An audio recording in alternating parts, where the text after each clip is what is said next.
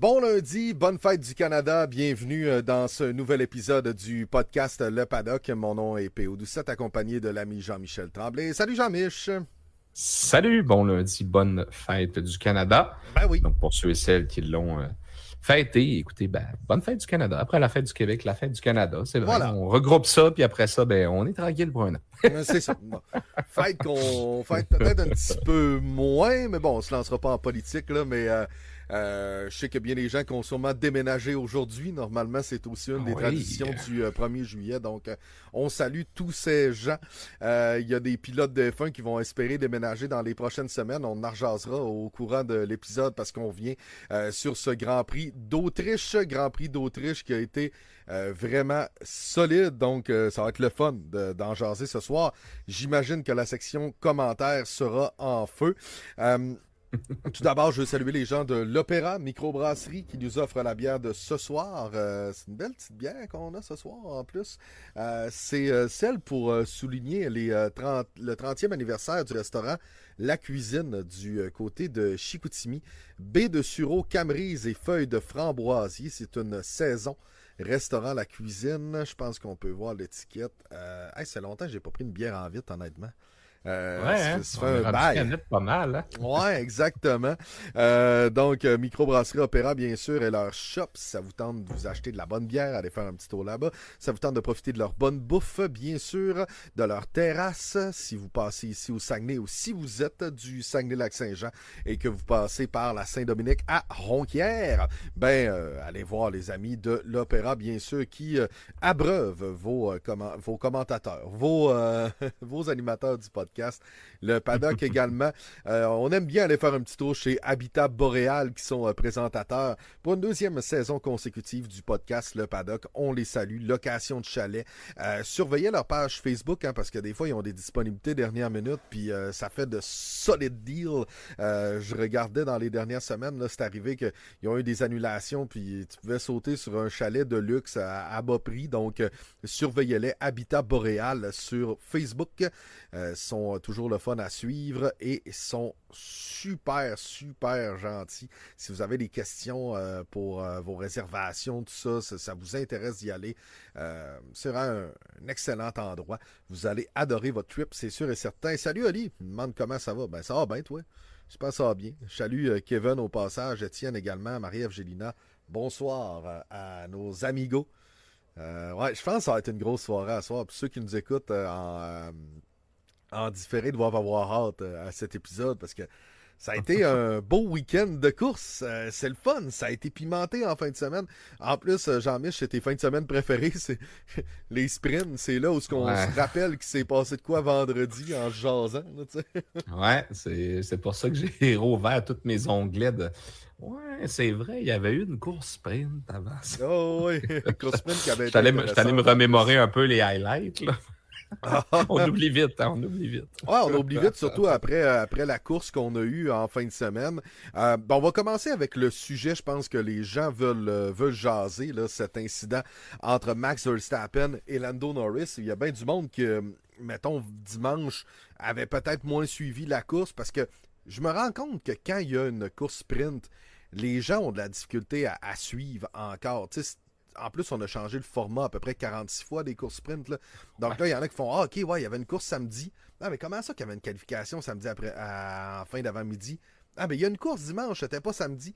Fait que j'ai l'impression que les gens qui sont peut-être des fans moyens ou qui suivent ça un petit peu sur le side, puis qui nous écoutent, font comme ouais, mais comment ça se fait que c'est George Russell qui a gagné, tu sais, cette course-là. Donc, bien sûr qu'on va commencer avec le sujet de l'heure.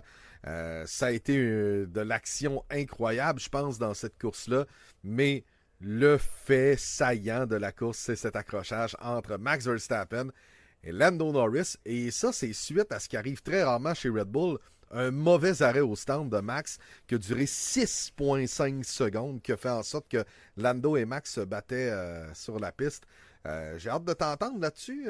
Qu'as-tu pensé de cet incident, Jean-Michel?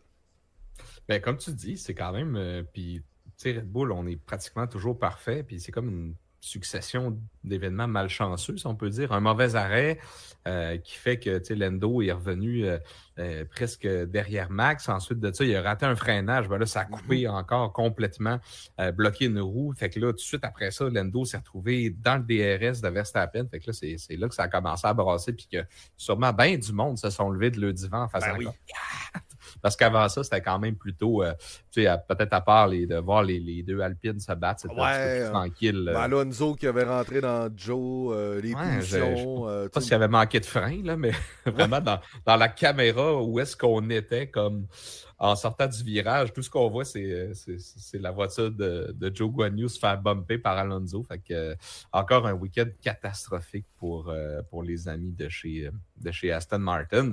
Mais écoute, pour revenir au sujet principal, écoute, premièrement, j'étais très excité de voir Max se faire challenger parce que ça fait 2 ans et demi qu'il n'a pas vraiment fait pas vraiment face à l'adversité. Donc, c'est toujours excitant quand on sent qu'une autre personne que lui peut gagner une course, c'est que ça se fait de manière légitime. Donc, Lando a fait des attaques légitimes. Il suivait légitimement. Donc, c'était pas. Donc, c'était quand même très le fun de voir ça. Donc, c'est sûr que, comme tu l'as dit, là, ça a fait énormément parler. Donc, chacun, bien sûr, a son observation de la situation. Donc, c'est sûr qu'aussi, quand on est à chaud, on a peut-être des réactions qui sont un peu vives, mais à contre-coup, après ça, on en reparlait, toi puis moi, avant d'entrer en onde. C'était pas un gros accrochage, c'était plus la conséquence. On s'est bumpé un peu, puis ça a donné que ça a crevé les pneus de chacune des voitures. Là. Puis c'est sûr, quand on regarde l'état de la voiture de Norris, c'est le pneu déchiré qui a comme tout détruit la voiture. Qui a tout arraché. Hein, c'est ça. C'est pas le contact vraiment, dans le fond, avec la voiture de Verstappen. C'est sûr que les conséquences sont que Lando n'a pas pu finir sa course. Mais c'est ça. Écoute, moi, honnêtement, je me lancerai pas dans des analyses détaillées. Je sais qu'il y a des gens qui aiment ça en faire aussi. On s'est fait chacun notre propre opinion de ça. Mais au final, moi, j'étais content parce qu'on a eu de l'action. Puis parce que je pense que ça va arriver encore d'ici la fin de la saison. Max semble avoir retrouvé quelqu'un pour le challenger. C'était pas arrivé depuis Hamilton en 2021. Fait que je pense que c'est ça que le monde attendait. Le monde on soif que Verstappen se batte pour gagner une course. Fait que je pense que ça met la table à un très bon Grand Prix de Silverstone. Oui, exactement. Moi, j'ai aimé cette bagarre entre les deux. On l'avait vu dans le sprint, mais ça n'a pas duré longtemps. Max, qui était quand même très en forme en fin de semaine, à comparativement de Sergio Perez, qui a quand même publié sur ses réseaux sociaux là, un bon trou dans sa monoplace. Il y a eu un accrochage au départ, là, ce qui a fait en sorte qu'il y a eu plus de difficultés là, tout au long du Grand Prix. Tu l'as mentionné, ça n'a pas été... je veux dire, ça n'a pas été la faute du siècle, sauf que c'était pas la première fois que Max bougeait sur le freinage. Il a tassé un peu à gauche, qui a fait en sorte que Norris avait plus grand place. Lui a dit, normalement, il n'y a pas grand monde qui dépasse à l'extérieur là. Je pense qu'il méritait son 10 pour avoir provoqué la collision. Cependant, il se ramasse qui est 5e. Norris finit pas la course, donc au championnat, ça va. Là, il y a des gens qui disaient « Ah ouais, mais tu sais, Norris aurait dû rester 2e, être plus patient. » Fort possiblement que, oui, Lando aurait peut-être été un petit peu plus patient, ça aurait fait, mais peut-être que ça aurait fait pire, on le saura jamais. Puis d'autres disent « Ouais, mais Lando avait le 5 secondes, donc pourquoi Max l'a pas laissé passer, il l'a pas suivi jusqu'à la fin? » Semblerait qu'on lui a pas dit avant qu'il était en investigation. Et ce que Max Verstappen a dit... Il y a un journaliste qui a mentionné « Oui, mais Max, tu as 70 points d'avance au championnat au championnat du monde. Pourquoi tu n'as pas laissé passer Lando et tu as terminé 2e? » Max de répondre « je vais rester à la maison. » Tu sais, je veux dire, ça marche pas comme ça. C'est un peu ce qu'on disait dans le chat dimanche quand on avait quand même des bonnes discussions là-dessus. Oui. C'est des pilotes de F1. Ces gars-là, ils veulent gagner. Puis moi, un commentaire que j'aime beaucoup quand il arrive ces situations-là à RDS, c'est Patrick Carpentier qui dit « Quand tu es 2e puis tu commences à voir le gars en avant, dis là, on dirait que ta voiture là, vient de gagner une demi-seconde à 1 seconde autour, je ne sais pas, tu as un excès de confiance qui arrive, mais ces gars-là, c'est la victoire ou rien. » C'est surtout Verstappen qui est un habitué des victoires. Il veut pas finir Ben non, deuxième. il veut pas Il peut finir finir deuxième. premier. Puis Norris a goûté à ça. Fait que lui, maintenant, il veut avoir ça aussi. Fait que c'est deux gars qui voulaient rien lâcher, ce qui nous ramène à 2021, la dernière fois que deux gars voulaient pas lâcher. Ben, ça s'est accroché plusieurs fois. Puis moi, honnêtement, je me frotte les mains. Je pense qu'on va en avoir d'autres cette saison. Je pense que ça va être très excitant. Ouais, on Surtout dit Silverstone. Surtout Silverstone, je pense que ça va être le fun. Faut dire que Lando est britannique en plus. Russell, qui vient de signer la victoire, est britannique également. Lewis semble très en forme. Pour l'état des forces, si on veut, là, c'est vraiment Red Bull, suivi de très près par McLaren. Mercedes et Ferrari se battent en piste. C'est très intéressant. Ensuite, là, on s'échange ça en Alpine, peut-être une Haas. Ça a super bien été pour Haas en fin de semaine. Et ensuite, là, Aston Martin est un peu plus loin. Tu l'as dit, ça a été une fin de semaine difficile. RB, pas un mauvais résultat pour Danny Rick. D'ailleurs, c'était son anniversaire aujourd'hui. Donc, on le salue bien bas. Mais ouais, ça a changé rapidement en F1, puis c'est bien intéressant. Kevin mentionne que 6,5 secondes, là, c'est un arrêt au stand chez Sauber Steak. En Mais effet, buddy. c'est là qu'on voit, tu sais, pas dans les dernières années, tu sais, Mercedes avait toujours, mettons, des arrêts comme dans le 3 secondes ou 3 points quelques. Puis ils ont investi. Puis cette année, ça paraît. Mais c'est là qu'on voit, tu sais, Max menait quand même assez confortablement la course. Ouais, un Puis 5-6 là, secondes. il est allé perdre un 3-4 secondes d'un puits. Puis là, game changer total. Là, déjà, en sortant, il a senti une pression. Puis est-ce que c'est à cause de ça? Peut-être qu'il a bloqué une roue au freinage. Tu sais, on dit que les pneus n'étaient pas tout à fait chauffés, mais habituellement, quand Max sort des puits, tu sais, c'est comme bon, j'ai le temps de chauffer mes pneus comme je veux et tout. Mais là, clairement, il savait que Lando était tombé à peu près à 6 secondes derrière. Fait que avec de la pression, ça a peut-être changé un petit peu ses habitudes, mais tu sais, la finalité est que pour le spectateur, Colin, que c'était le fun. C'était vraiment le fun. Ben, tu sais, je voyais tantôt, je pense que c'est Mathieu qui dit ah ouais, tu sais, ça s'enlignait pour une course endormante. Finalement, la saison cesse de produire des bonnes courses. Tu sais, on se mentira pas, les gars, là, ça reste que le sport qu'on aime beaucoup. Pendant quelques tours, ça reste des chars qui tournent en rond. Là, je veux dire, quand il n'y a pas d'arrêt au puits, si tout le monde garde les écarts, tout le monde est sur une certaine stratégie, puis c'est la même chose en NASCAR. Il y a des segments, puis là, whoop, dans le deuxième segment, c'est un peu plus tranquille, on essaie d'aller chercher des points, on essaie de se trouver, puis whoop, c'est à la fin qu'on attaque.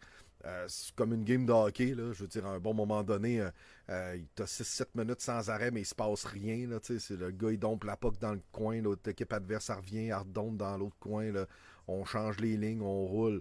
Je veux dire, ça peut pas être de l'action sur 71 tours, mais c'est vrai que cette saison, moi, je trouve ça hallucinant à quel point on chiale peut-être le ventre plein cette année. Là. L'année passée, on était vraiment dans une saison de misère où regarder une domination totale. Là, on voit, écoute, Norris est très solide. Piastri, s'il n'avait pas eu sa punition, où il aurait fini? Honnêtement, il a été très, très bon en fin de semaine. J'adore Oscar Piastri. Là. C'est pas la première fois que j'en parle. Je l'ai vraiment aimé en fin de semaine. Il a terminé deuxième. Bon, bien sûr, parce que son coéquipier, Max Verstappen, se sont accrochés. D'ailleurs, quand ils sont dans le cool-down room, là, avant d'aller sur le podium, on voit tout le temps le highlight du Grand Prix, les faits saillants sur la télé, pour que les pilotes peuvent voir un peu ce qui s'est passé. Puis quand on voit l'accrochage entre Norris et Verstappen, il y a Piastri qui dit à George Russell, hop, c'est pour ça que tu as gagné aujourd'hui. Puis Piastri finit deuxième dans le sprint aussi. Exactement, il avait passé Norris. C'est une super belle fin de semaine pour lui. Il a quand même fait en fin de semaine 25 points. Fait que c'est une belle fin de semaine. Je ne me trompe pas, je pense que c'est sa plus grosse depuis le début de la saison. Monaco, vu que c'était pas sprint, puis il avait fini deuxième, il avait eu 18. Mais là, il rajoute le 7 points de la course sprint. Fait qu'il a fait 25 points. Il a fait vraiment une belle fin de semaine. Puis ce qui est un peu gênant, c'est que, pas pour lui, mais pour Perez, c'est qu'il est à 6 points de Perez. Pour vrai? Ouais, le pauvre Checo. Là, depuis Émilie Romagne, c'est 4 points, 0 points, 0 points, 4 points, 7 points. Deuxième pilote chez la voiture encore la plus rapide sur le circuit quand même. Là. Malgré qu'actuellement, la meilleure équipe actuellement, c'est McLaren, parce que les deux pilotes sont capables d'aller chercher plus de points. Absolument. On voit la différence du talent de Verstappen aussi, là, exactement. présentement. Oui, là. je pense que oui. Parce que, tu sais, Checo, avec la même voiture, est vraiment pas capable de l'amener à la même place. Puis, depuis peut-être Miami ou un peu après, on voit plus ces écarts-là très impressionnants, dans le fond, de Verstappen par rapport à la concurrence. Fait que là, je pense que ça met plus en valeur ses qualités de pilote, d'amener la RB20 encore à ce niveau de performance-là. Mais c'est ça. Moi, honnêtement, là, je suis plus tant certain que c'est... Je pense honnêtement que la McLaren et la Red Bull sont peut-être maintenant sur un pied d'égalité en termes de performance. Je pense que c'est Max qui fait la différence, parce que, comme tu dis, régulièrement, Lando et Piastri font des super de beaux résultats depuis à peu près 4 courses. Là. Ils sont solides, très, très solides. Je pense qu'on est quasiment à égalité en termes de qualité de voiture présentement. Je pense que oui. Dans les commentaires, Kevin mentionne... on parlait des pilotes tout à l'heure là, qui sont coquilles, qui veulent pas laisser un pouce sur la piste. Puis, c'est la marque de commerce des grands pilotes de l'histoire. Schumacher, Senna, Lewis, Max. Je veux dire, ça n'a jamais laissé un pouce sur la piste. Puis c'est normal, c'est comme ça que tu gagnes. Ils ont tous gagné dans les rangs inférieurs. Normalité serait qu'ils veulent tous gagner en F1. Ben oui, Étienne, t'as bien raison. Sébastien dit que ça crée un hype pour les prochaines courses. Écoute, les gars, je pense qu'il y a beaucoup de gens qui nous suivent depuis un bout là-dedans. Là. Il y a Jean-Mich puis moi qui on a hâte de voir l'année prochaine. Hein? Puis peut-être que ça va se rattraper tranquillement. Mais je pense qu'on vient de pogner. Là, ça s'est rattrapé. On est là. Ça fait 2 ans là, qu'on attend quasiment là, que ça revienne un show. Là. Là, on commence à être dedans. Là. C'est vraiment le fun. Kevin me rajoute les points là, que tu mentionnais, Jean-Mich, tantôt. Là, c'est pareil, 118, Piastri 112, 111, Russell. Puis oui, charismatique Piastri. Ouais, je l'aime bien, ce gars-là, sérieusement. Je l'aime bien. Puis pour ce qui est d'Étienne, je sais qu'il aime beaucoup McLaren, mais mentionne c'est le meilleur duo actuellement de pilotes. Je pense que oui, parce que Lewis et Russell font du très, très bon travail. Je suis obligé de dire qu'ils sont solides. Chez Ferrari, enlève la bad luck de Charles Leclerc, qui est tout le temps bad lucké. Je pense qu'ils feraient un bon travail eux aussi. J'ai essayé de renverser la tendance. Là. Je me suis dit, je vais mettre le chandail Ferrari. Je vais aider Charles. Je sais pas trop ce qui se passe avec lui. Il a stallé dans les pits pour la qualif. En course, il s'est accroché. Ça a été difficile. À un bon moment donné, on dit à la radio, il est comme 16e. Ah, Charles, on peut finir d'un point même sans safety car. Ouais, peut-être pas. Ouais. Peut-être pas. Où s'en va Sainz, Sébastien Monde? Il avait mentionné avant le Triple Headers les 3 courses qu'on est en train de faire présentement, qu'on n'allait pas le savoir. Mais là, je pense qu'il y a des écuries qui commencent à s'impatienter. Du moins, j'ai pas écouté le reportage du côté d'RDS. Je l'ai écouté beaucoup sur F1 TV en fin de semaine. Je pense qu'ils vont y donner, ou ils ont donné un ultimatum. Fait que, même Alpine serait comme, là, on va peut-être passer à autre chose. Ouais, là, à un moment donné, c'est parce que... je me rappelle plus la conférence de presse, c'est qui a dit, c'est Magnussen, il dit comme, c'est lui le premier domino qu'il faut qu'il tombe. Après ça, là, toutes les annonces vont suivre, mais puis là, maintenant, c'est vrai que le monde sont tannés, puis écoute, il n'y en a pas 12 des possibilités. Là. Non. Il y a Williams, il y a Audi, puis il y a Alpine qui est sorti de nulle part depuis que Flavio Briatore est arrivé. Là. Puis on a su qu'Ocon sacrait le camp. Mais là, écoute, ça fait bien parce qu'on va parler du prochain sujet qu'on avait. Là. Les prolongations de contrat, tout ça, qui se sont passées cette semaine. Mais bon, pour ce qui est de Sainz, Sébastien, on ne le sait pas encore. Les rumeurs sont les mêmes. Hein. C'est soit, il y a Williams qui était revenu très très fort. Là. Alpine, il aurait discuté comme Jean-Mich mentionnait. Mais écoute, j'ai hâte de voir. Peut-être après Silverstone, là, on va peut-être avoir un petit bout dans le calendrier, puis on va peut-être avoir une annonce quelque part, mais honnêtement, c'est lui. Parce que là, il reste c'est ça, il reste à se décider. Après ça, c'est ça. C'est ça qui est plate pour toutes les autres aussi. Mettons comme Valtteri Bottas. Lui, il se dit, bon, Audi attend après Sainz, puis Williams attend après Sainz. Mais tu sais, puis lui, il est comme le plan B de Audi, puis il est le plan B de Williams. C'est ça. Honnêtement, être lui, j'aimerais mieux m'en aller chez Williams. Personnellement, j'aimerais mieux m'en aller chez Williams. Il a déjà été là. Il connaît James Vard, c'est le boss. Du coup, il a été chez Mercedes assez longtemps. Fait que, c'est structure qui serait peut-être un petit peu plus connue. Williams est en plein recrutement Ouais. d'ingénieurs aussi, de têtes pensantes, tout comme Alpine, hein, après avoir fait le ménage en début de saison. Là, on est en recrutement. On commence déjà, je pense, à voir l'influence de Flavio Briatore là-dedans. Honnêtement, s'il y a quelqu'un qui peut remettre sa douette, je suis pas mal sûr que c'est. Lui, c'est un. Un croche pour en mettre ça doigt. Oui, mais. C'est quand même ça. Hein? Ouais, ben écoute, il a changé peut-être. Peut-être. Après-moi, bébé, j'ai changé. Ouais, on l'a C'est ça vu qu'il nous a dit. sur la grille de départ avec sa calotte alpine. J'ai eu de la misère à le reconnaître. J'étais comme, c'est-tu le bon vieux Flavio qui est là? Fait que, mais ouais, il y a beaucoup de monde qui attendent après lui. Tu sais, on attend aussi chez Haas, on va-tu confirmer Bearman à un moment donné? Là, on est en train de dire aussi de Magnussen qu'il y a fort probablement qu'il n'y a pas d'avenir pour lui en Formule 1 l'an prochain. Il y a Helmut Marko qui dit Larson va piloter un F1 l'an prochain. D'accord. Le seul présentement qui n'est pas confirmé, c'est Daniel Ricciardo. Ouais, lui, ça achève. Il a une bonne performance en fin de semaine. Je pense que Danny puis Magnussen, ça va être la fin pour ces deux gars-là. Il y a Joe Guanyu qui commence à voir aussi qu'il n'y a pas d'avenir en Formule 1 l'an prochain non plus. Peut-être Jack Doohan qui... Moi, je pense honnêtement que ça serait le choix logique. Tu sais, aux côtés de Pierre Gasly, qui maintenant est rendu un vétéran. Ça fait quand même un bout qu'il est en Formule 1, Gasly. Puis ça a l'air que c'est un bon petit gars. Il est performant. Il connaît bien l'écurie. Pilote de réserve. Il fait du simulateur en masse. Fait que, je pense pour vrai que ça serait probablement le meilleur candidat. On le voit toutes les fins de semaine. Ouais. Lawson mérite sa chance. Bearman aussi. Chez Haas, il faut qu'il soit confirmé là. Fait que ça fait longtemps, je pense qu'on n'aura pas eu une saison où est-ce qu'on va amener des jeunes comme ça. Puis c'est le fun de voir ça, puisque cette année, c'était un peu plate de voir le même monde que l'année passée, pas mal. Ouais, puis les mêmes individus qui souffraient beaucoup avant de jaser justement de la prolongation de Gasly et celle de Lance Stroll. Ça jase beaucoup. Je savais que ce soir, ça allait jaser en masse. Pour ce qui est de Mick, Mathieu, il dit « Ouais, j'ai hâte de voir si Verstappen va demeurer avec Red Bull car Mercedes redevienne compétitif, les ingénieurs, tout ça. » Puis Sébastien dit « Ouais, Horner a lancé une pointe à Toto qui cherche Verstappen, ben que Joss est dispo. » C'est bon, ça. Eux autres, ils s'aiment pas. Ah, il y a non, Verstappen et Christian Horner. Là. Ah, la merde est pognée solide. Étienne dit, j'ai un feeling que ce sera Williams pour l'ami Saints. Kevin dit, Saints, moi, c'est Alpine.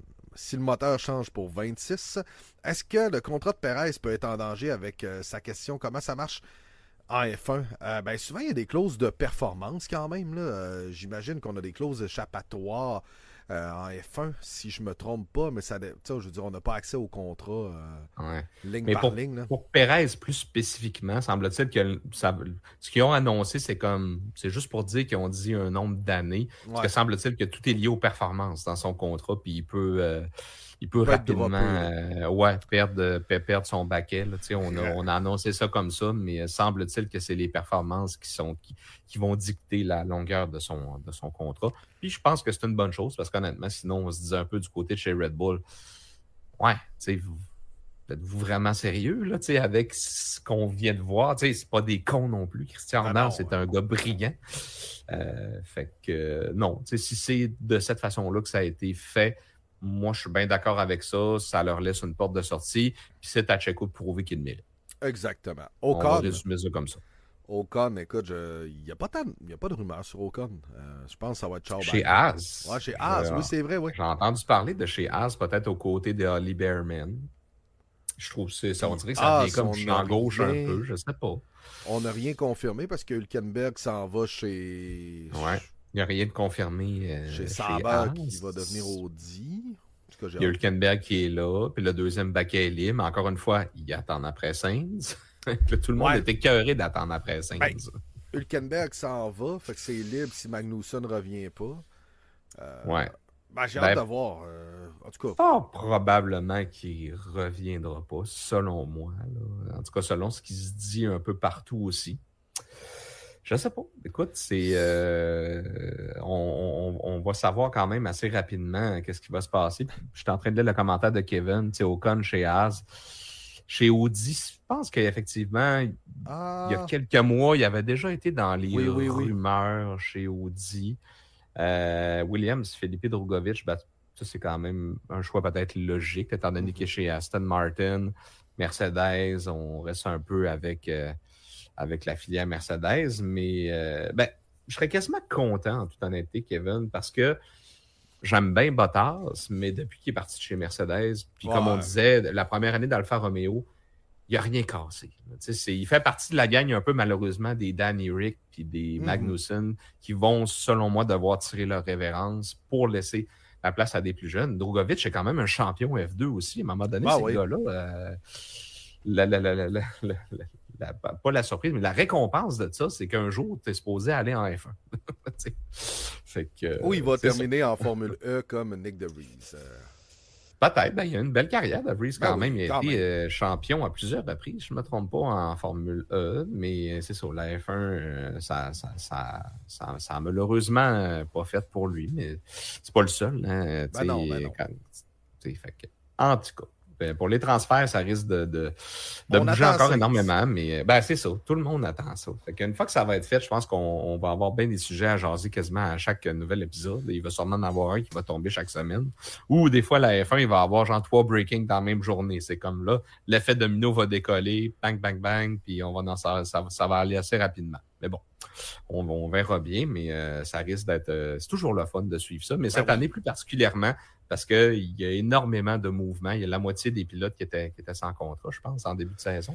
Ce qui est intéressant, puis on se dit, bon, il y a une couple qui re-signe, il y en a une couple qui n'ont pas signé. Pierre Gasly s'est confirmé chez Alpine. Bien content pour lui. Je pense que c'est un bon choix pour l'écurie, écurie française. Un jeune vétéran, comme tu disais tantôt, ça s'en vient un vétéran de la F1. Pierre Gasly était dans le giron de Red Bull. Ça n'a pas toujours été facile pour lui, mais il a quand même signé une victoire avec AlphaTauri. L'ancienne Toro Rosso. Et il a été avec Red Bull, mais comme on n'est jamais patient avec nos jeunes pilotes, tu sais, un Gasly, un Albon doivent regarder Checo Perez et dire, ouais, mais tabarnak qui est mauvais. Comparativement à ce qu'eux autres y étaient, là, tu sais. Ils n'ont pas eu cette chance-là, eux autres. Non, vraiment Ils n'ont pas eu cette patience-là. Vraiment pas. Gasly, je suis très, très content. Lance Stroll,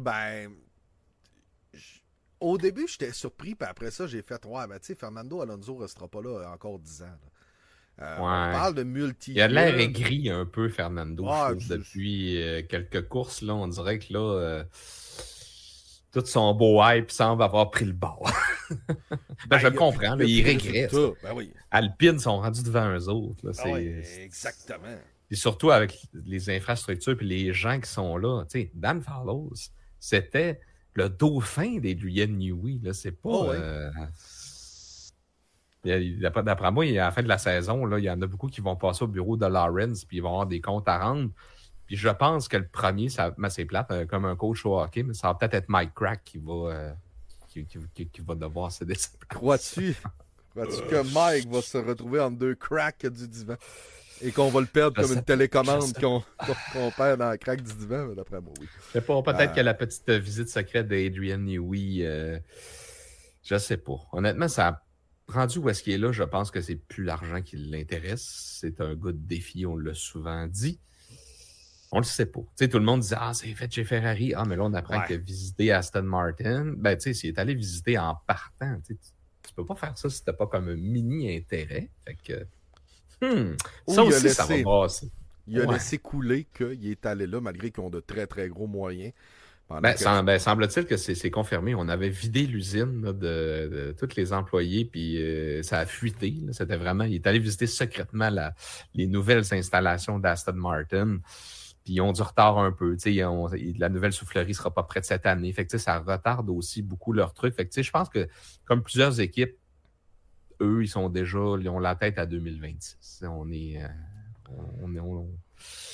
pas mal là. Intégrer Honda, ça prend du temps aussi. Ça fait plusieurs années qu'on est avec Mercedes. Il faut intégrer un nouveau partenaire. Puis, je pense que c'est à partir de janvier 2025 qu'on va pouvoir commencer à travailler sur le concept 2026 parce qu'il y a encore des petits trucs qui doivent changer. Mais c'est ça. Je suis sûr que dans le roadmap de Lawrence, d'après moi, c'était pas avant 2026 peut-être qu'il se voyait aux avant-postes, mais il continue à bien faire le travail. Puis là, ça serait le coup de circuit, Adrian Newey, mais c'est très nébuleux. Là. Il y a tellement de rumeurs, il n'y a rien de fondé.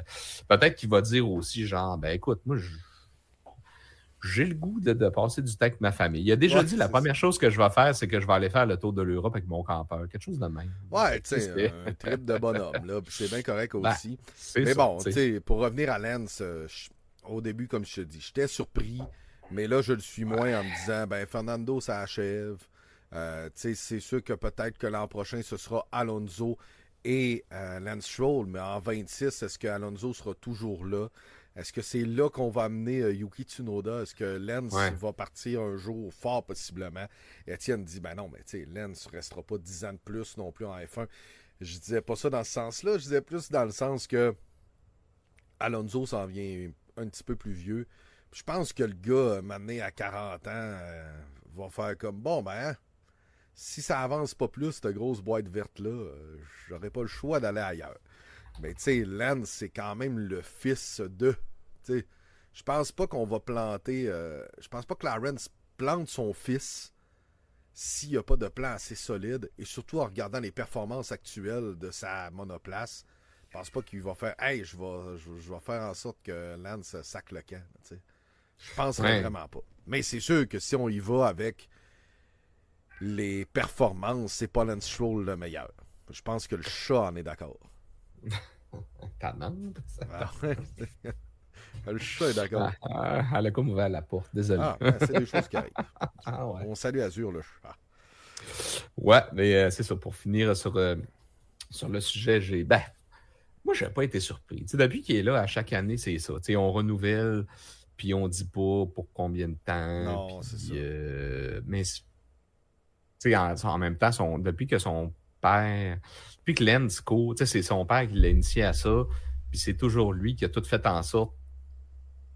Il fait tout. Ce projet-là, c'est pour son fils aussi. Il ne Oh, ouais, faut c'est pas ça. l'oublier. Là. Oui, c'est marketing pour la marque Aston Martin, mais ce gars-là, c'est un homme d'affaires. Fait que, présentement, il est en train genre, de faire grimper la valorisation de la marque Aston Martin aussi. Puis un moment donné, moi, j'ai l'impression que quand Lance peut-être va arriver à la fin de sa carrière, ben, lui, il va vendre ça avec un profit assez mirobolant. Oh, ouais, Aston fort Martin, possible. quand il a ramassé ça, ça allait pas très bien.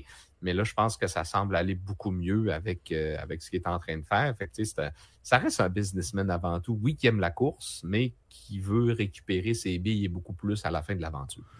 Exactement. Ben, j'ai hâte de voir. On se disait, OK, est-ce que Lance va peut-être pouvoir aller en endurance? Là? Je pense que tu as 3 avenues maintenant si tu quittes la F1. Là. Tu t'en vas en endurance pour ce soit Alpine, ce soit Ferrari. On le voit avec Giovinazzi, on le voit avec Schumacher, on le voit avec d'autres, mais après ça, tu as la Formule 1 puis tu as l'IndyCar. Fait que c'est ça. Tu piges dans le lac puis tu t'en vas quelque part. Ce qui a l'air un petit peu moins pire comme d'émotion, ça a l'air justement être le WEC, là, qui il est en train de prendre une belle place dans le giron du motorsport. Là. Même que Mick Schumacher, on avait des rumeurs aussi chez Alpine parce qu'ils pilotent en WEC pour eux et qu'on aurait jasé pas mal à Bruno Famin de dire hey, buddy, Mick existe encore. Comme Céline chanterait l'amour existe encore, ben Mick existe encore. Le rêve de Lawrence, c'est de gagner un championnat avec son fils, mais ouais, j'avoue, Sébastien. C'est pas. Tu sais, je veux dire, c'est un meilleur pilote que tous nous autour de la table. Là. Mais tu parles de Mick Schumacher. J'avais un souvenir d'avoir vu passer quelque chose, mais il va tester au Paul Ricard une Alpine F1 de là, 2 ans. Oh.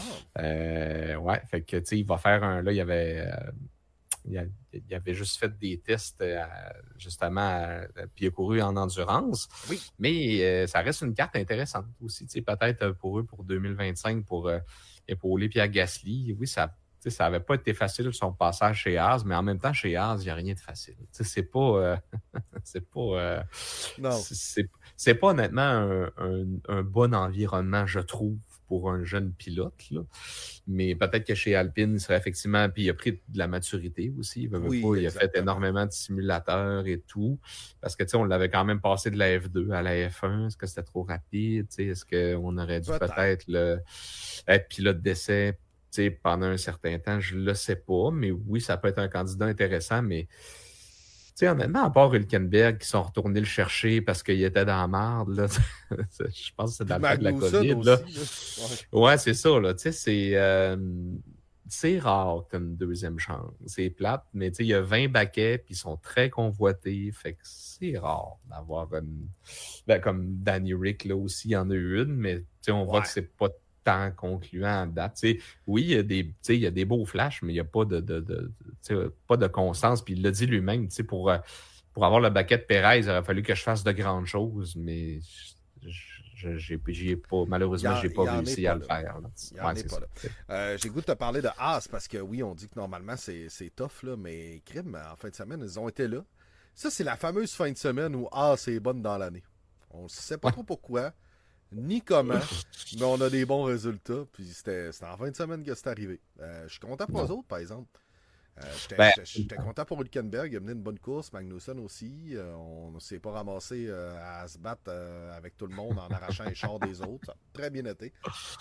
Non, ça a bien été de ce côté-là.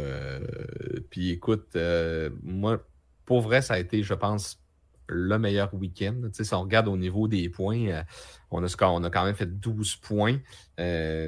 Puis, ça faisait un bout qu'on n'avait pas fait. Là. Ça faisait depuis Miami qu'on n'en avait pas fait. Fait que je pense que ça fait du bien. Puis, ça leur permet aussi de devancer au classement Alpine et Williams. Puis, quand même, on n'est pas très loin de chez RB. En fait, on est à 11 points de chez RB. Fait que, il y a quand même une bagarre intéressante, je te dirais, entre la Aston Martin, ils sont un peu seul au monde, là, en 5e position. Mais sinon, après ça, il y a une bonne bagarre, même avec Alpine qui commence aussi à avoir quand même des résultats intéressants. Ça fait quand même 4 courses d'affilée qu'on marque des points. Fait que c'est quand même une bonne nouvelle par rapport au début de la saison où est-ce que ça allait pas très bien. Puis Williams, eux, ça va moins bien. Cette année, c'est pas du tout comme l'année passée. Écoute, on a marqué une seule fois 2 points, puis c'est à Monaco. Le compteur est à 0 partout. Fait que c'est vraiment contrastant avec la saison qu'on a eue l'année passée. On les pensait en évolution, hein, c'est ça. C'est ça, avec ce que James Valls nous disait. Il semblait quand même avoir beaucoup de choses en place, mais dès le début de la saison, écoute, je pense qu'on mentionnait comme la voiture avait quelque chose comme 10-12 kilos en trop, ce qui représente beaucoup, beaucoup de temps autour, mais le châssis semble être pas très réussi, raté même, je dirais. Écoute, on a 2 points de plus que Kick Sauber qui en a 0. Fait que c'est pas très reluisant. Fait que non, eux, ils sont vraiment en régression par rapport à l'année passée. Puis ça fait partie aussi de... Écoute, si je regarde les 3 choix de Carlos Sainz, c'est 8, 9, 10 au classement. Fait que c'est quoi la moins pire de la gang que je veux? C'est pas drôle à dire, mais il est malheureusement pris dans cette situation-là parce qu'Hamilton va prendre sa place. C'est bon, c'est qui le moins pire de la gang? Oui, c'est ça. C'est pas j'essaie d'améliorer mon sort. J'essaie de faire en sorte que mon sort soit pas trop pire. Ouais, c'est plate d'être obligé de choisir le moins pire quand tu cours pour Ferrari au moment où on se parle. Ouais. Puis je regarde ça, puis malheureusement, les écuries qui s'étaient démarquées l'an dernier, Aston Martin, t'as parlé de Williams. Crime, cette année, on l'a pas. Ferrari, on est toujours énigmatique, fait qu'on est resté énigmatique. Ouais. Mercedes semble de retour. Alpine, écoute, on est parti du fond de la cave, puis on a fait, on est du fond de la cave, là, puis on va remonter la gang. En tout cas, au moins, ça fait un bon contraste avec l'an dernier où on disait, hey, watchez-nous bien, là, on a quasiment mis du sable dans notre char, mais on va tout vous clencher, puis finalement, il avait clenché personne, là. Ouais, c'était pas beau, ça. Puis c'est pour ça qu'au début de la saison, ils ont comme dit dans tout le ménage, bon, là, on chiffrera plus d'objectifs, ou si on le fait, ça va être à l'interne. ça sera pas en public, là, mais c'est ça. Puis chez Ferrari, comme tu l'as mentionné, là, semble-t-il que les évolutions qu'on a amenées à Barcelone génèrent trop d'appui en arrière. Fait que c'est le retour du marsouinage. La voiture est trop basse. Là, il y a des rebonds en arrière, tellement que les nouvelles pièces qu'on a amenées génèrent de l'appui. Fait que là, il faut qu'on revoie un peu tout ça. Ça a corrigé certains problèmes, mais ça en a créé d'autres. Un peu comme chez Aston Martin, on amène des nouveautés qui n'ont pas fonctionné. Fait qu'eux, il faut qu'ils régressent. Tu comprends? Il faut qu'ils reviennent aux données comme d'avant tout ça, puis qu'ils recommencent à zéro. Fait que c'est peut-être 1 mois, 2 mois de développement de perdu. Eux, la saison est complètement à l'eau, puis c'est pour ça qu'on les voit reculer. Puis c'est pour ça qu'on voit qu'Alpine commence à les devancer, ce qui est un peu gênant compte tenu des performances d'Alpine à Bahreïn. En tout cas. Ça change vite en F1. Puis là, en plus, c'est ça qui est le fun. On est dans cette espèce de triple headers qui est 3 fins de semaine de suite. on voit pas trop de changements là, entre les écuries, malgré que Haas a quand même eu une belle performance en fin de semaine. Mais sinon, c'est assez stable. Faut dire quand même que l'ami Charles Leclerc est pas chanceux en plus de tout ça. Donc, j'ai hâte de voir comment ça va se terminer entre Ferrari et Mercedes. McLaren contre Red Bull, ce sera ça cette année. Mettons, l'an passé, on n'aurait jamais dit ça que McLaren, là, mettons, à pareille date, là, après 10-12 courses, là, on n'aurait jamais dit que McLaren allait challenger Red Bull dans un an. Ça change extrêmement vite. Red Bull aussi semble être un peu à bout du concept, là, à bout de la domination. Là, c'est à Max de faire le travail. C'est ce qui est vraiment intéressant. Puis, écoute, on a encore eu un autre winner en fin de semaine. George Russell, et ma copine était très, très, très contente de cette victoire de George Russell, son pilote favori, qui a ressorti en plus sa fameuse pause de l'intro là, de l'an dernier où il pousse comme deux murs. Là. Il est showman, George. Il est vraiment cool. Est-ce que Joe a fait un petit yabadabadou aussi quand il a gagné? Écoute, j'étais pas avec à la maison à ce moment-là, j'étais au travail. Mais je crois que oui. Je croirais que oui, que Jojo a fait un yabadabadou. T'es bien contente. Il était dans la story de Fernando Alonso avec sa grosse bouteille de champagne Ferrari. Oui. Fait que là, Ils ont je l'ai montré. le jet ensemble pour revenir. J'ai montré à Joe, je dis, gars, le beau George, ce qu'il fait, il est sur le champagne bien à côté. Mais j'ai une question. Souvent, Lando prend le jet avec Max. Ils ont pris le même cette fois-ci. Mais je pense honnêtement qu'ils vont comme passer par-dessus. Ça reste des amitiés depuis longtemps. Puis il n'y a pas. C'est pas comme Hamilton à Abu Dhabi puis Verstappen. C'est pas, il y avait pas d'enjeu. En fait, il n'y avait pas d'enjeu crucial où, oui, la course de Lando a été ruinée, mais en même temps, je pense pas que c'est ce qui va l'empêcher de finir deuxième au championnat en fin de la saison. De la manière, du moins, qu'il est parti. Puis je pense pas que c'est ce qui va empêcher Max non plus. Ça n'a pas été une grosse collision. À la Silverstone 2021, à la Monza 2021. Quand Verstappen s'était ramassé par-dessus. Lalo a encore sauvé une vie à ce moment-là. Là, quand Lewis l'a catapulté dans le mur. On n'est pas là encore, mais on commence à voir que c'est abrasif. C'est le fun. Mais c'est correct parce qu'on mentionnait souvent que Leclerc, lui, il l'avait pas le couteau. On mentionnait des fois, Norris va-t-il attaquer son bon ami Max, t'sais?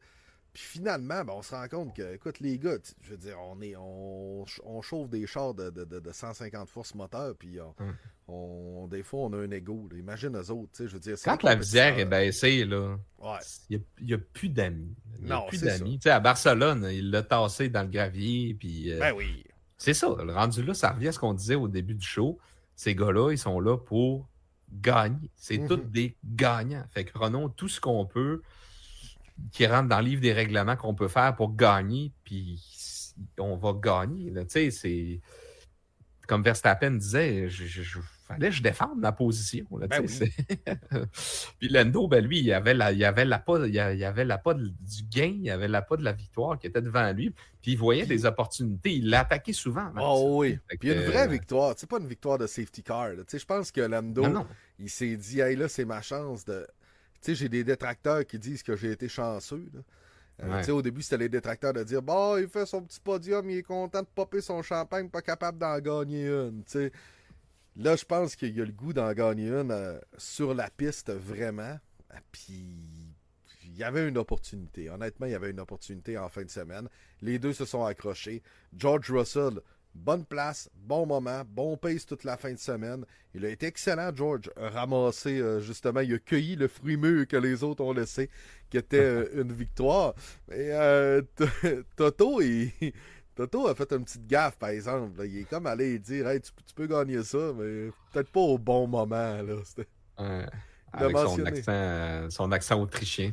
George, you can win this race. George roulait genre 300, était au bout, t'es comme au-dessus, peut-être pas le moment, là, let me drive. Il l'a dit en des mots moins radiophoniques, disons. Ouais, c'est ça, nous autres, on est polis, là, il n'y a pas Yuki aussi qui a été qui a eu une amende 40 en 000 fin de euros, semaine. je Ouais. pense. Ouais. Ça a l'air que... Bon, il s'est excusé. Ben, honnêtement, j'ai pas vu c'était quoi les propos. Non, Je moi pense non qu'il plus. parlait d'autres pilotes. Mais là, il a comme mis ça sur la faute que l'anglais, c'est pas sa langue première. Puis que... sais, dans le fond, hein, c'est son gars de PR, il a monté une belle histoire, c'est correct, là, mais tu sais, ça fait assez longtemps que tu es là-dedans. Là. Tu parles, tu sais ce que ça veut dire, les mots que tu dis en anglais. Je ne veux pas être plate, là. Non, Puis non. on connaît On connaît le personnage. Là. c'est ça, on connaît le personnage. Fait que c'est ça, un beau 40 000 euros. Je pense que c'est pas la première fois. Ben, au Canada, il n'est pas arrivé en retard pour l'hymne national. Il a été Oui. soulagé d'un autre certain montant aussi. Là. Fait que Ah, c'est pas des Yuki, Yuki est vraiment un drôle de personnage, honnêtement. Là, Ouais, il a l'air sympathique. En dehors de la piste, par contre, là, il a vraiment l'air fin, puis tout le monde trippe bien gros sur lui, mais c'est ça. Quand tu cours, t'es pas une autre personnalité, mais tu Non, c'est ça. es dans ton monde, puis c'est ça. T'es pas comme la personne que t'es à l'extérieur, puis c'est bien correct comme ça. Chacun a leur personnalité, mais effectivement, celle-ci lui a coûté cher. Je vais essayer de vous retrouver ce qu'il a dit, mais je sais pas. Là, le japonais, nanana. Sa radio a dû être bipée. Bon, pourquoi? On va aller voir. Pourquoi? On va aller voir.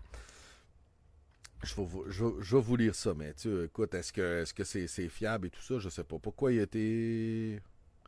La FIA l'a sanctionné 40 000 $. Oui, a signé un contrat, je m'en fous. OK, tape. A accouché Après de avoir finale. joué, je sais, Ouais. si on peut avoir une retranscription. S'emporte, c'est pas la première fois qu'il s'emporte verbalement. Ouais. La goutte qui a débordé le vase. OK. Ah, il a dit que ces types sont vraiment des attardés. Ouais. Rien que ça? Ouais. Ouais. Bon, j'ai déjà vu pire. Moi aussi. Mais il semblerait que c'est à l'article 20, Jean-Michel, du Code sportif international. Je peux pas dire ça. Ça, c'est bien. Il y a beaucoup d'articles là-dedans. Tu sais, genre, si tu vas pas au gala de fin d'année, tu as une amende. Ou, tu sais, Malgré que, si tu dis attardé, ouais, ça peut-tu porter. Je comprends peut-être l'affaire de l'anglais à ce moment-là. T'sais. Je pense qu'eux autres, ils veulent dire que si le gars il dit retardé, ça peut-tu dire c'est des retardés mentaux, puis là, offenser des personnes qui souffriraient. C'est vrai que vu de cet angle-là, effectivement, ça peut être délicat. On va dire ça comme ça. C'est ça. Merci, Kevin. Nous autres, on était dans la grosse recherche. L'autre, il est là, il les a traités d'attardés.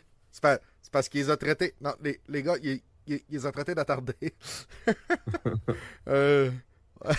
Michael a dit quand je conduis, je dis souvent ça. Ouais, c'est juste que t'es peut-être pas écouté par à peu près la moitié de la planète, mais c'est pas grave, Michael. Ouais, faudrait pas mettre ta radio, là. Non, c'est ça. D'après moi, t'aurais un petit 40 000 de dette à soir. Je suis pas sûr que t'aurais aimé ça. Ça fait plus mal. Là, ouais, exact. On va aller dans les commentaires un peu à soir. Vous êtes en feu, puis c'est pertinent. C'est juste que, bon, à un moment donné, Jean-Mich et moi, on s'enflamme. Sébastien est très content pour Haas. C'est vrai, j'avais oublié que c'était le fan numéro 1.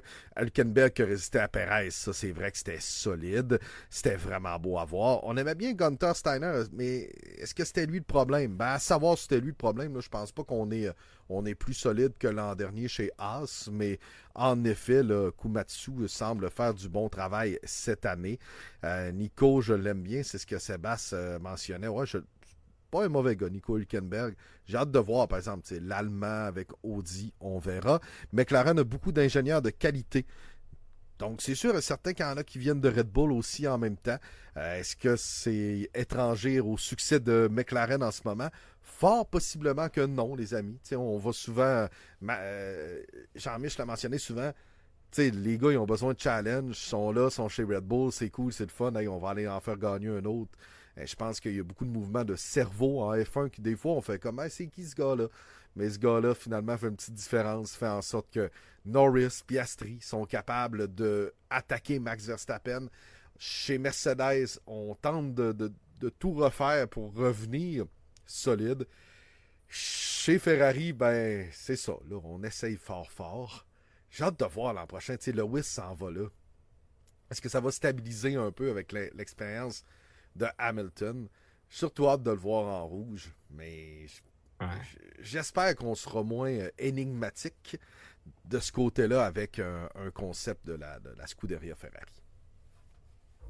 Ouais, ben écoute, je pense qu'il n'y a pas vraiment grand-chose à rajouter là-dessus. Comme tu as dit, les grandes équipes, les cerveaux, après un certain moment de domination, vont s'éroder. Là, tu sais, je te parlais tout à l'heure de Alpine qui avait engagé des nouvelles personnes, tu sais, des ingénieurs. Ils viennent d'engager, dans le fond, le type était aérodynamicien principal chez Red Bull depuis 2021. Fait que, tu sais, ça ne doit pas être un cabochon. Il s'en va chez Alpine.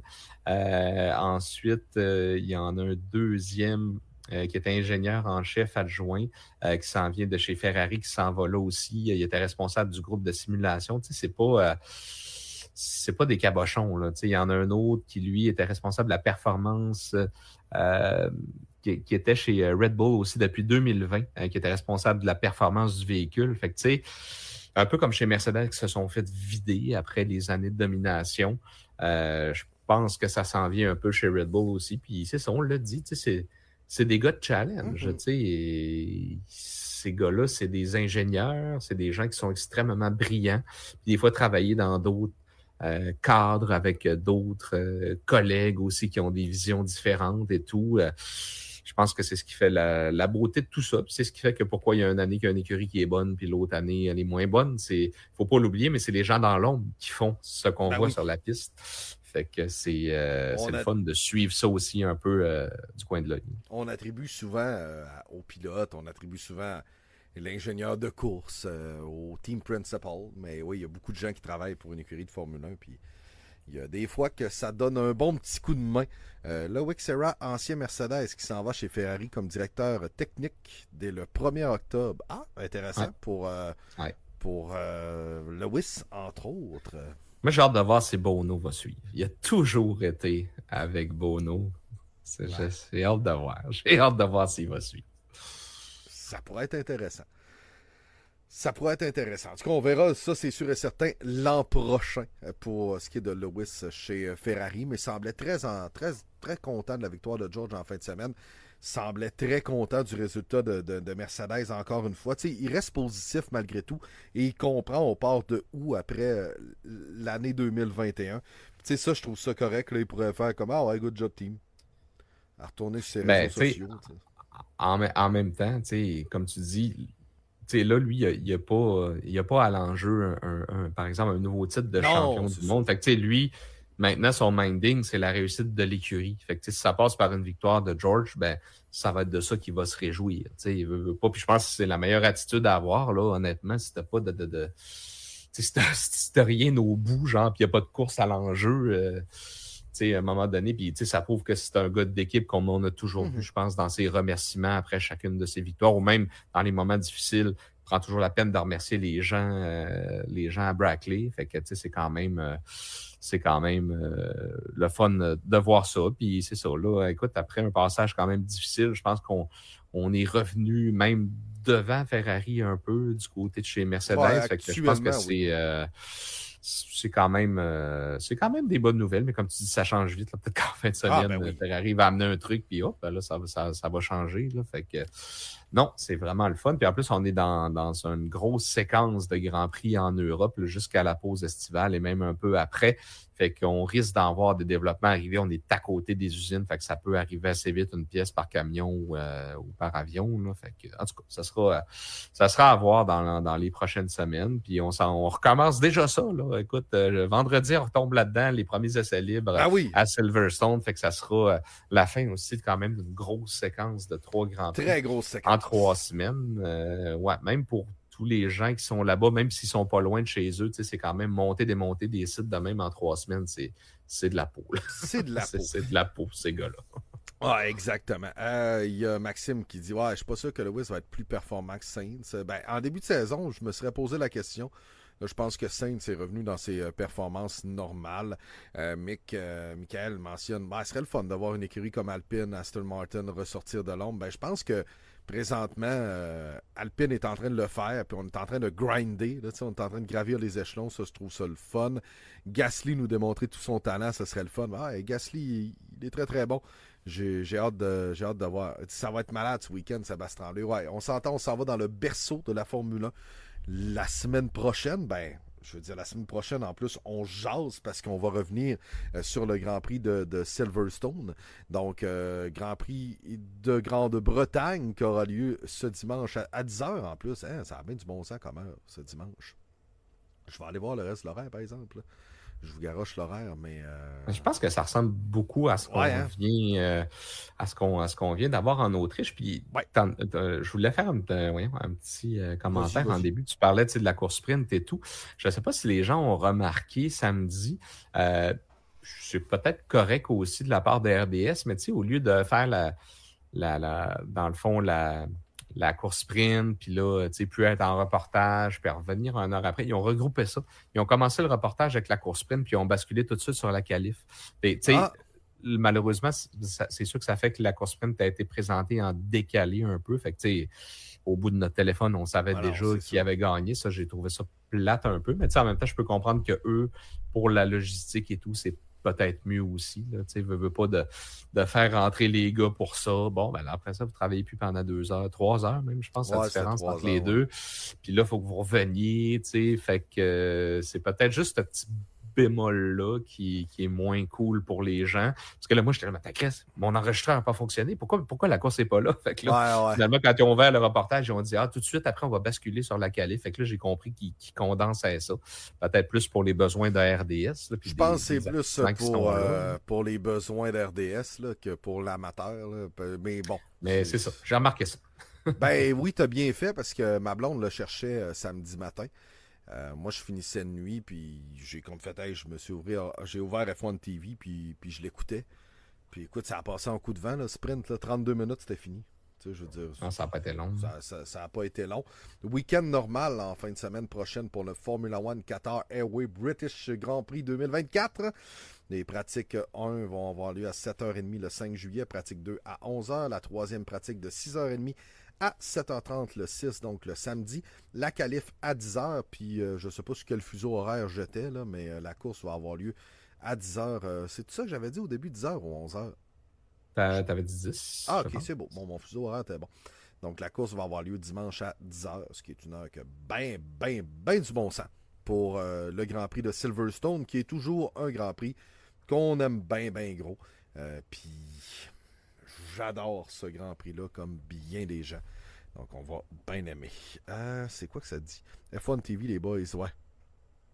Ouais, je l'aime beaucoup. Je l'aime beaucoup, F1 TV. La seule affaire, honnêtement, c'est que si vous n'êtes pas habitué aux Français-Belges, c'est le fun d'entendre Pierre-Houd, puis c'est le fun d'entendre Bertrand, puis c'est le fun d'entendre Patrick Carpentier. Ouais, c'est le seul bémol de F1 TV.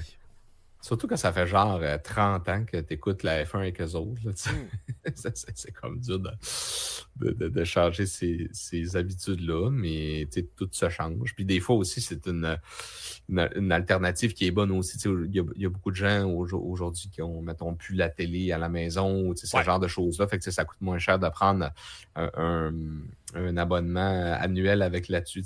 Moi, pour ma part, je l'écoute à RDS, mais puis ça, c'est quelque chose que peut-être pas tout le monde sait, mais sur rds.ca, vous avez séance d'essai libre avec quand même 5-6 caméras de disponibles. Ouais. Un peu ce qu'on retrouve sur F1 TV, mais sur rds.ca. Puis c'est ça. Puis vous pouvez caster ça sur votre télé. Fait que, au moins, vous avez le visuel, vous avez des caméras, vous avez l'infographie.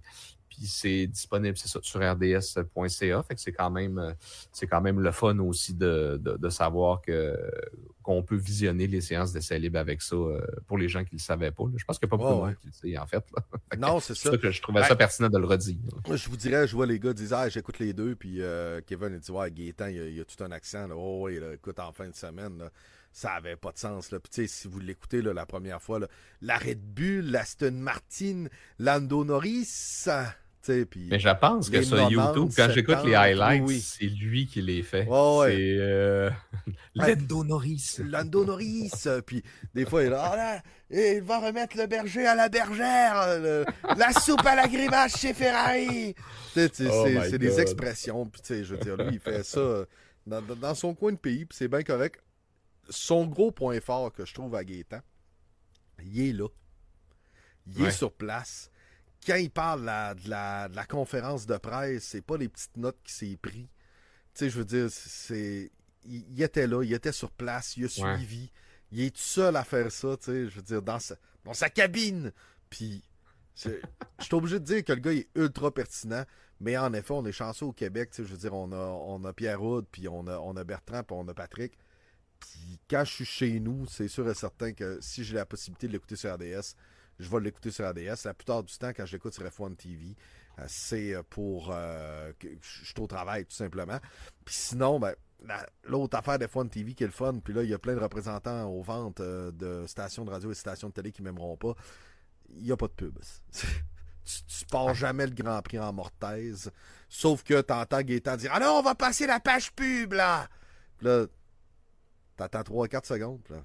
Toujours en direct sur F1 TV, tu sais, c'est ça. OK, il fait le feed pour deux, j'imagine, la télé belge en même temps. Il fait la télé belge, puis après ça, il envoie la page pub. Fait que là, on tombe avec. Bref, on peut l'écouter en anglais aussi, tu sais, TSN Love. Si vous voulez l'écouter en anglais, ma copine l'écoute avec moi, puis en anglais british, c'est pas si facile à suivre que ça. Les gars sont ultra intéressants, mais on manque des bouts. Fait que je me débrouille bien en anglais. Je suis capable d'écouter des trucs en anglais, mais de là à suivre une course de F1 en anglais total, je sais qu'il y en a qui vont juste prêcher pour l'anglais, mais c'est moins mon style. Les Britanniques ont surtout un accent assez pas facile. Là. Au Grand Prix du Canada, d'ailleurs, le gars qui est rendu, je pense, responsable des opérations chez Williams, M. Rousseau, là, qui est un Québécois, il dit... Quand je suis déménagé là-bas, là, il dit pourtant j'ai travaillé chez Pratt & Whitney toute ma vie avec des anglophones. Il dit quand je suis arrivé là-bas, les premiers meetings là, chez Williams, là, tous des anglais, je comprenais rien. Je comprenais absolument rien. Envoie un Français de France demain matin là, qui n'a jamais venu au Québec, envoie-le avec nous autres, oublie ça. Tu sais, je veux dire, envoie un Belge ici. Même nous autres, envoie-nous là-bas, puis on comprend à moitié rien. Tu sais, les accents, les pays, j'avoue que c'est très, très prononcé. Fait que trêve de jasage sur les diffuseurs de la F1. Je vous invite à notre prochain épisode, le temps de remercier les amis de l'Opéra pour leur excellente saison 30 ans, restaurant à la cuisine, deux beaux endroits de notre terreau fertile de bons restaurants et de bonnes bières au Saguenay-Lac-Saint-Jean. Le restaurant à la cuisine, bien sûr, et nos amis de l'Opéra. Très, très bonne bière. Saison 30 ans. Vous allez l'adorer. Si vous avez un spécialiste de microbrasserie dans votre coin, demandez la bière de l'Opéra si vous êtes dans le coin. Passez à la shop de l'Opéra ou tout simplement directement à la microbrasserie.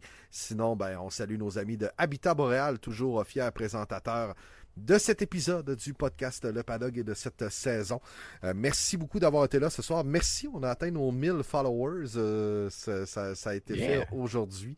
On a passé le cap du 1000. On est un petit podcast. On aime ça. Il va bien tranquillos. On se fait une communauté. On a du fun ensemble, fait que merci beaucoup. Merci Kevin, bonne soirée. Merci Sébastien, bonne soirée. Merci Mick, bonne soirée mon gars.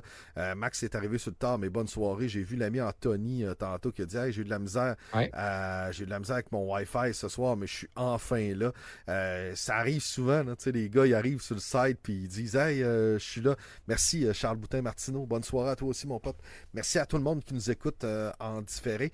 Puis juste pour le fun, si vous nous écoutez en différé puis que vous avez un petit 2 minutes de votre journée, écrivez-nous sur la page du Paddock pour dire hey, je vous ai écouté les gars, c'était le fun. Juste hâte de voir, on a des bonnes stats puis tout ça, là, mais super cool. Peut-être finir avec le Fantasy, Jean-Mich, là, je te garoche ça comme je viens juste d'y penser. J'étais en train de fermer mes onglets, j'étais quasiment rendu sur lui. Là, c'est bon. Juste finir le classement du Fantasy. Encore la bagarre des Simard, écoute, qui fait rage. Maxime Simard, Dan Simard, Jean-Michel Tremblay, je vais dire le numéro 2. Qui est pas toi, genre. Luc Maxime, notre gagnant de l'année passée, qui commence à remonter. Donc, quand il s'y met, on voit qu'est-ce que ça donne. Carl Boulian, 5e. Simon Bellil, j'aime bien son nom d'écurie. Alpha Romano Fafard. Marie-Ève Gélina, 7e, qui vient de remonter. Je pense qu'elle a volé la place à Kevin Fontaine, qui est maintenant 8e.